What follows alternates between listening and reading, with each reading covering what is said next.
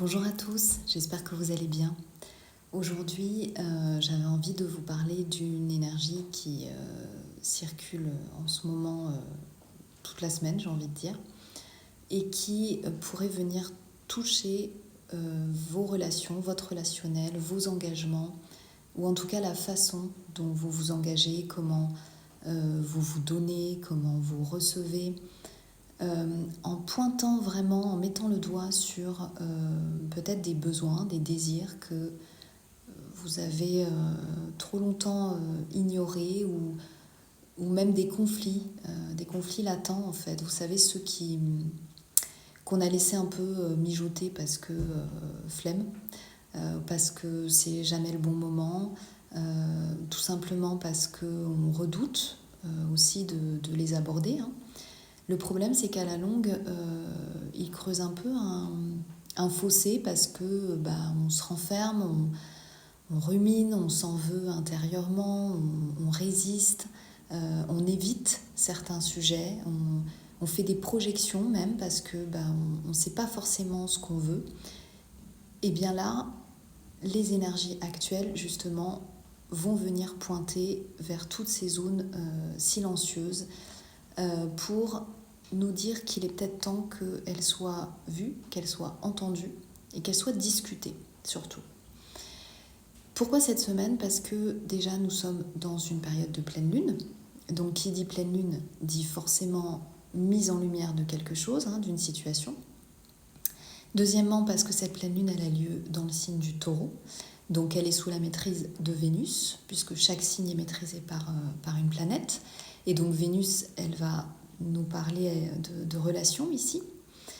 Et troisièmement, parce que cette Vénus, elle est un peu, je dirais, prise en sandwich, en tout cas cette semaine, avec d'un côté, en début de semaine, elle est encore dans le signe de la Balance, elle a formé un carré en T avec Chiron en Bélier et Jupiter en Cancer.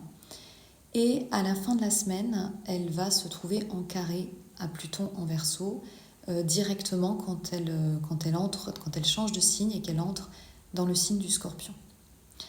Donc, en ce moment, donc déjà depuis le week-end dernier, il s'est formé ce que j'ai parlé tout à l'heure, donc une figure astrologique qu'on appelle un carré en T, et qui a réuni la Vénus dans le signe de la Balance, opposée à Chiron en Bélier, donc forcément une opposition, et une troisième planète qui forme un angle de 90 degrés avec ces deux-là. Et donc là, on parle de Jupiter en Cancer, et Jupiter qui a été un catalyseur justement pour venir réveiller ces dynamiques relationnelles et qui va pointer vers cette tension qu'il va falloir résoudre justement.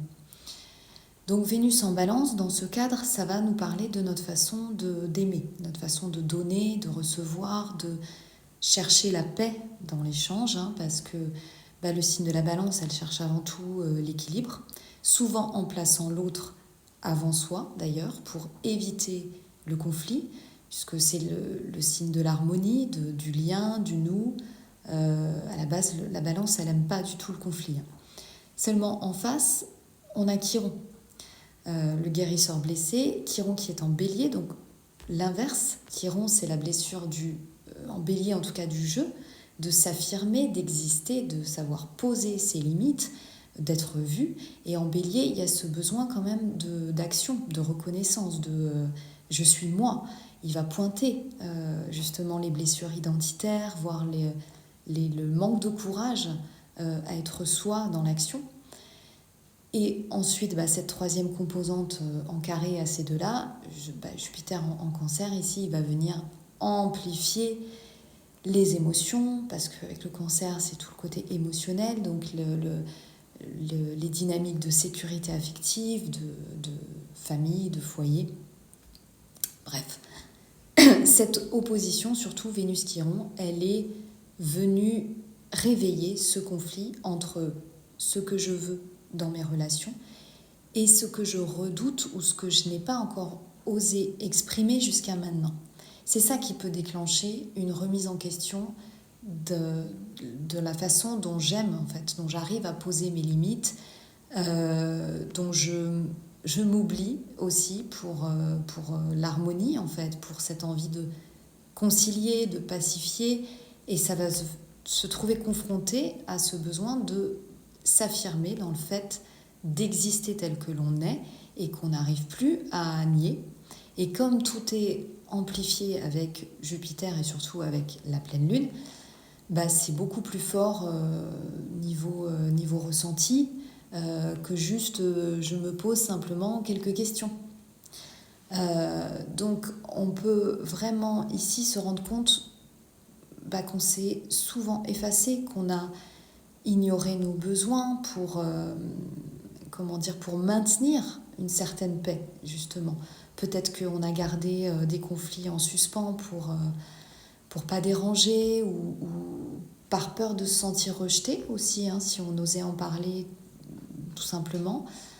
Le problème, c'est que quand on cherche à plaire à tout prix, quand on cherche à faire plaisir, à se faire petit finalement, on perd le contact avec soi, avec son cœur, avec qui je suis au fond, ça englobe tout, avec mes forces, avec mes fragilités, mes cicatrices. Et c'est vraiment une période pour oser revenir et affronter ces tensions, pour oser dire, pour oser vous livrer vraiment. Même si les sujets sont inconfortables, ça peut être n'importe quel sujet, le manque d'engagement, l'argent, cette impression de temps volé, en fait tous les non-dits qui vous pèsent, qui sont inconfortables. Après, c'est souvent dans l'inconfort que la croissance, elle se produit. C'est surtout ça, c'est surtout l'opportunité de vous libérer de ces conflits que vous avez laissés dormir sous le tapis pour maintenir une espèce d'harmonie superficielle. Tout l'historique de ce qui vous a blessé, par exemple, mais que vous avez gardé pour vous parce que vous vous êtes dit finalement, est-ce que c'est si utile que ça de le dire ? Après, vous savez, le problème, c'est qu'une petite blessure, plus une petite blessure, etc., vous voyez où je veux en venir. À la fin, ça arrive à un total où c'est là que quand il y a une explosion, parce qu'on est tous humains, l'autre en face risque de rien comprendre finalement. Donc c'est l'opportunité ici d'exprimer vraiment vos besoins, les vôtres, pas ceux pour faire plaisir. C'est l'occasion d'être entendu, d'être respecté dans ce que vous demandez vous concernant, et qui peuvent être non négociables parce que ce sont des besoins. Et j'insiste vraiment là-dessus parce qu'il ne faut pas confondre besoin et envie. C'est pas un caprice. Une personne peut exprimer le fait qu'elle ait le désir, l'envie de, je sais pas moi, de déménager par exemple et d'aller habiter une maison en pleine campagne parce que actuellement elle habite un appartement en plein milieu de la ville et ça c'est une envie, c'est un désir qu'elle aimerait si possible concrétiser parce que ça lui ferait du bien, elle se sentirait mieux, mais c'est pas vraiment un besoin, c'est-à-dire que si ça se produit, c'est merveilleux. Si ça se produit pas, elle peut quand même continuer de vivre dans son appartement.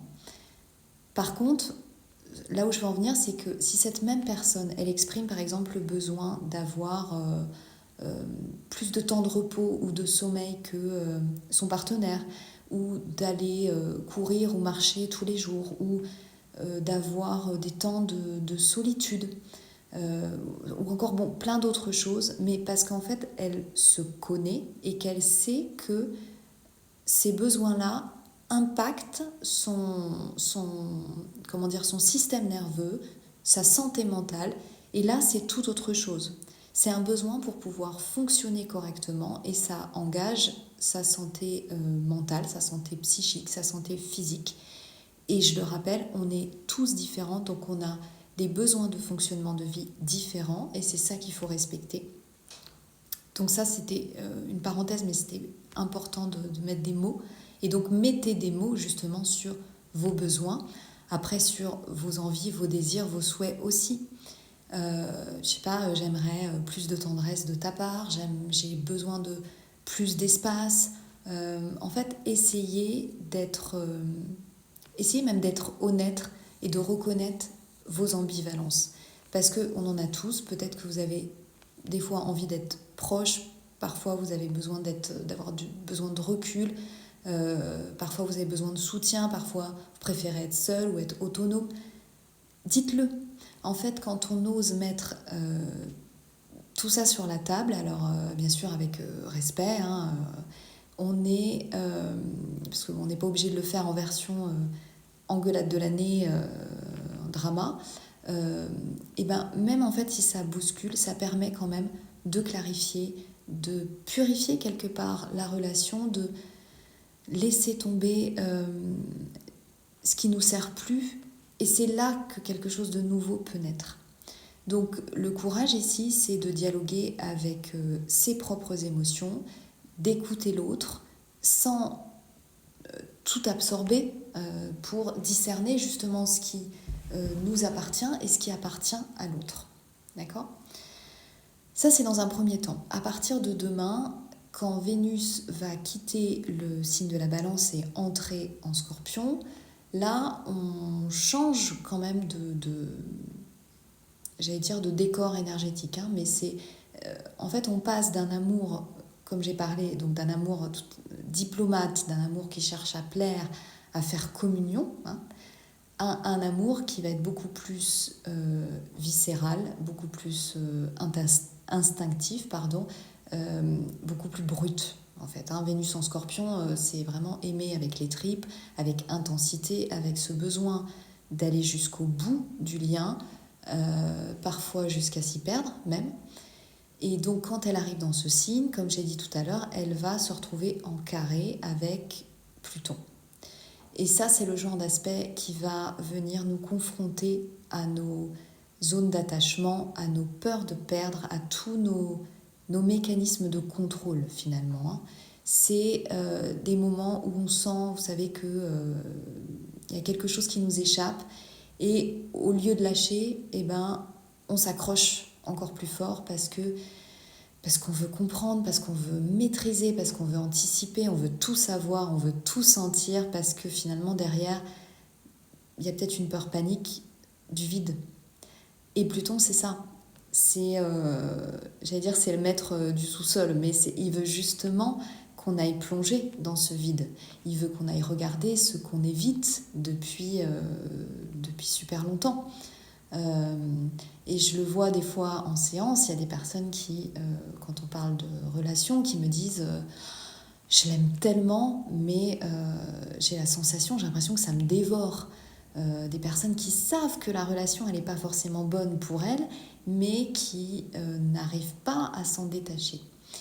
Et Vénus en Scorpion, elle est là pour dire ok, regarde ce lien, regarde vraiment ce lien en face.